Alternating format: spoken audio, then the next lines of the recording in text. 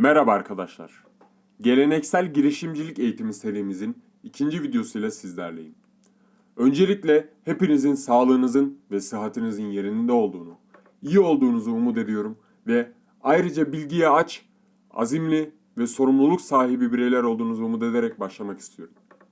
Çünkü az önce saydığım niteliklere sahipseniz, girişimcilik ve finansal özgürlük anlamında neredeyse yeterli donanıma sahip bireylersinizdir.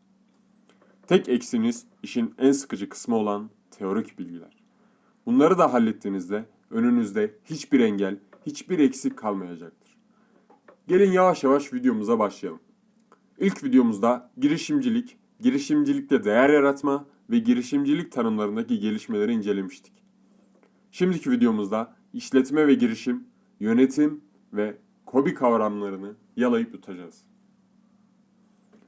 Öncelikle işletme kavramına bakalım. İşletme, belirli amaçlar doğrultusunda ürün ve hizmetler üretip pazarlayarak insanların istek ve ihtiyaçlarını karşılayan ekonomik bir birimdir. Amaç, ürün, istek ve ihtiyaç ögeleri işletmenin temel taşlarıdır. İşletmeler kuruluş öncesinde amaçlarını net olarak ortaya koymalı ve bu konuda paydaşlarıyla amaç birliği oluşturmalıdır. Son olarak işletmeler toplumun istek ve ihtiyaçlarını karşılamak için kurulmuş ekonomik birimlerdir diyebiliriz.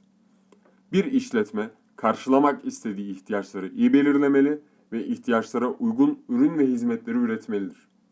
Çünkü pazarın istek ve ihtiyaçlarını istenilen düzeyde karşılayamayan işletmeler yok olmaya mahkumdur. İşletme ve girişim ilk bakışta aynı bağlamda iki kavram olarak görülse de bazı düşünürler işletmenin büyüdükçe girişim kavramıyla olan farkının belirginleştiğini savunuyorlar. Örneğin Ziraat Bankası bir girişimdir. Fakat bu bankanın bir şubesi yalnızca işletmedir. Yani girişim işletme kavramını içine alan daha geniş bir kavramdır.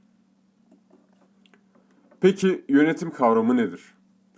İşletmelerin başarılı olması için belirli bir amaç doğrultusunda bir araya gelen kaynakların yönetilmesi gerekiyor. Bu nedenle girişimcilik başarısında kaynakların yönetimi kritik bir öneme sahiptir.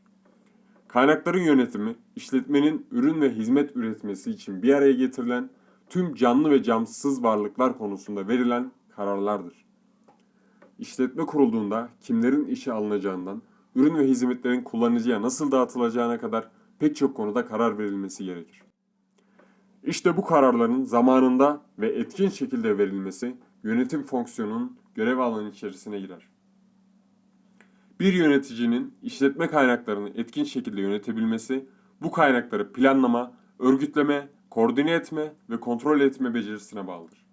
İşte bu dört faaliyete yönetim fonksiyonları denir. Gelin şimdi bu fonksiyonları tek tek ele alalım. Planlama aşamasında ne zaman olacak, kim hangi kaynakları kullanarak hangi amaçla yapacak gibi sorulara cevap aranır. Örgütleme aşamasında ise yönetici öncelikli amaçlara ulaşmak için yapılacak işleri belirler. Daha sonra bu işleri yapacak kişileri seçer ve onların yetki ve sorumluluklarını ortaya çıkarır. Yani planlama aşamasında ne yapılması gerektiği, örgütleme aşamasında ise nasıl bir yapıyla işlerin yürütüleceği belirlenir. Bu iki aşamadan sonra yöneltme aşamasına geçilir. Bu aşamada yönetici çalışanlar arasında amaç birliği sağlar.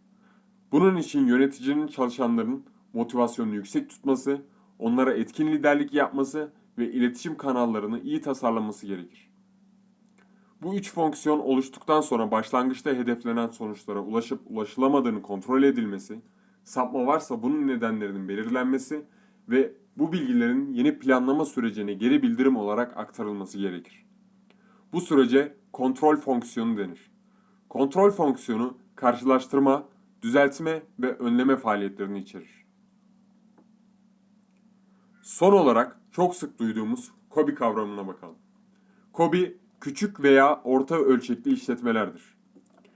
Ancak işletme büyüklüğü göreceli bir kavramdır. Bu nedenle KOBİ kavramının tanımı zamana, ülkeye, kullanılan teknolojiye veya sektöre göre farklılık gösterir. KOBİ tanımlarında bağımsızlık, sermaye, ciro ve çalışan sayıları dikkate alınır.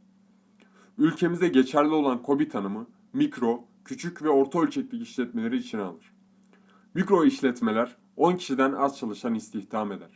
Yıllık net satış hasılatı veya mali bilançosundan herhangi biri 3 milyon TL'yi aşmaz. Küçük işletmeler 50 kişiden az çalışanı istihdam eder. Yıllık net satış hasılatı veya mali bilançosundan herhangi biri 25 milyon TL'yi aşmaz. Orta büyüklükteki işletmeler ise 250 kişiden az yıllık çalışanı istihdam eder. Yıllık net satış hasılatı veya mali bilançosundan herhangi biri 125 milyon TL'yi aşmaz. Yani KOBİ'ler bağımsızlık şartını sağlayan, 250 kişiden az çalışan ve 125 milyon TL'den daha düşük ciro veya bilanço değeri olan işletmelerdir. Türkiye'de KOBİ'ler işletmelerin %99.9'unu oluşturur. KOBİ'ler toplumun girişimcilik kapasitesini gösteren en önemli birimdir. KOBİ'lerin hem ülke ekonomisine hem de toplumsal gelişime katkıları vardır. KOBİ'lerin diğer işletmelere göre bazı avantajları vardır. Tedarik, üretim ve pazarlama sistemleri daha esnektir. Düşük pazarlarda faaliyet gösterebilirler. Pazar ve müşteriye yakınlıkları daha fazladır. Yenilik fırsatlarını daha iyi saptayıp değerlendirebilirler.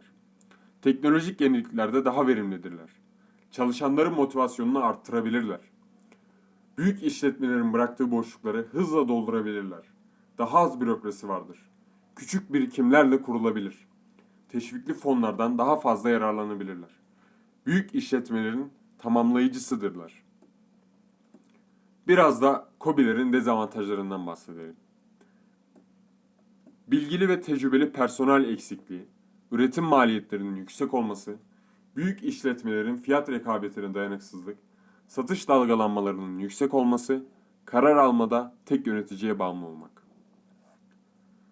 Evet arkadaşlar, videomuzun sonuna gelmiş bulunmaktayız. Hep beraber öğrendiğimiz kavramları tekrar edecek olursak, işletme ile girişim, yönetim ve KOBİ kavramlarını fazla detaya girmeden hem e-devlet üzerinden alabileceğiniz geleneksel girişimcilik sertifikası hem de kendi girişiminizi hayata geçirmeniz adına yeteri kadar inceledik.